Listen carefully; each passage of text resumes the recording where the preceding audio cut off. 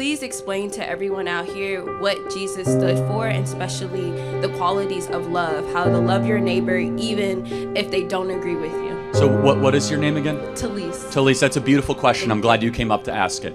So John 8, if I'm drawing from memory correctly, best embodies both Christ's mercy and love, but also his commitment to truth.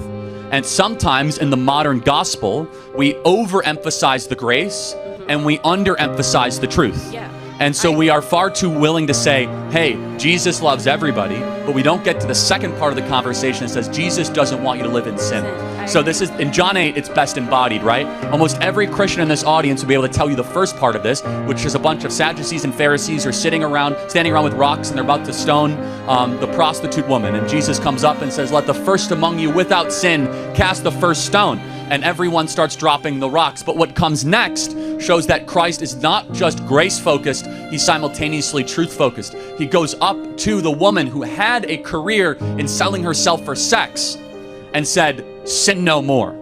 Now, imagine today how much trouble you would get in if you would go up to somebody and say, stop sinning.